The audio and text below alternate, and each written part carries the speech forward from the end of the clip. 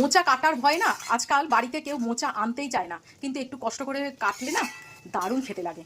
আমার তো মোচা ভীষণ ভালো লাগে, শুধু আমার নয়, আমার বাড়ির সকলে খুব ভালোবাসে। আর তার মধ্যে যদি এইরকম চিংড়ি পড়ে আর তো কথাই নেই।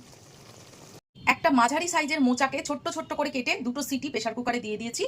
এখানে একটা ছোট্ট আলু নিয়েছি, যেটা ডুমো ডুমো করে কেটেছি। এখানে বেশ কিছুটা চিংড়ি মাছ নিয়েছি। আর এই পাশে নিয়েছি একটা মশলা, যেহেতু আমি গুঁড়ো গরম মশলা ব্যবহার করি না, তাই পেস্টের মধ্যেই গোটা গরম মশলা একসঙ্গে পেস্ট করে নিই।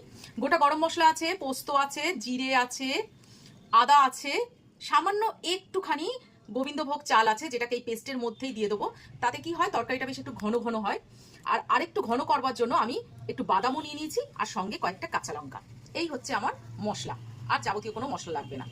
এই পাশে আছে একটা মাঝারি সাইজের টমেটো, যেটাকে আমি একদম ছোট্ট ছোট্ট করে কুচি করে করে নিয়েছি। আর এই পাশে ফোড়নের জন্য আছে গোটা জিরে, একটা শুকনো লঙ্কা যেটাকে আমি চিড়ে নিয়েছি, আর কিছু গরম মশলা। প্রথমে তেল দিয়ে দিয়েছি, আর এই আলুটাকে আগে ভেজে নেব।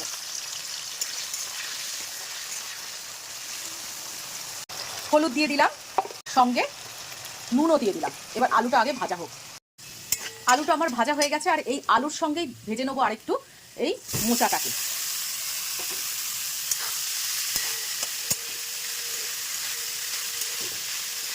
পুরোটাই কিন্তু লো ফ্লেমে ভাজবো। আস্তে আস্তে রান্নাটা করলে রান্নার টেস্ট খুব ভালো হয়।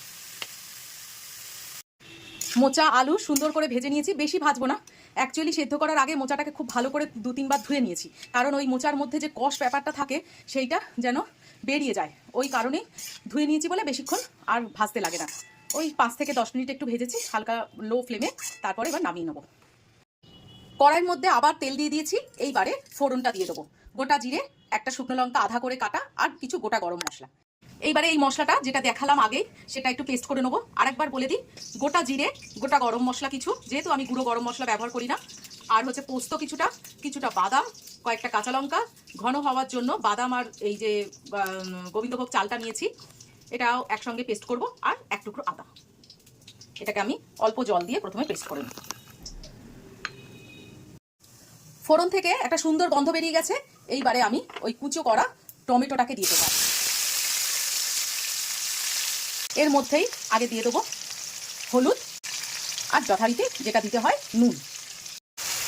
টমেটোটা নরম হয়ে গেছে, এইবারে পেস্টটাকে দিয়ে ভালো করে কষিয়ে নেব।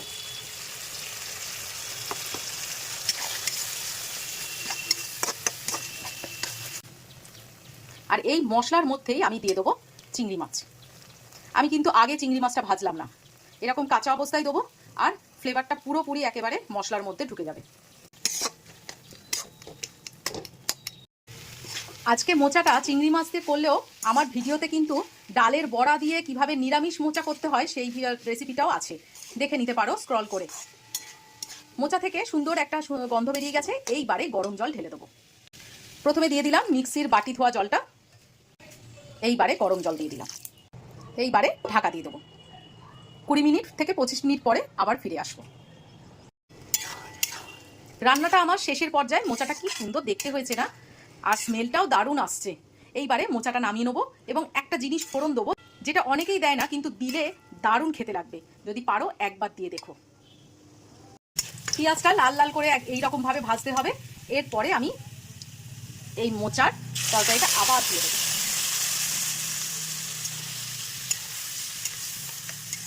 এবারে বেশিক্ষণ নাড়বো না, শুধু জাস্ট পেঁয়াজের সঙ্গে মোচাটা মিশিয়ে নামিয়ে নেবো। রান্না আমার হয়ে গেছে, এইবারে শুধু ঘি মিশিয়ে দিলাম।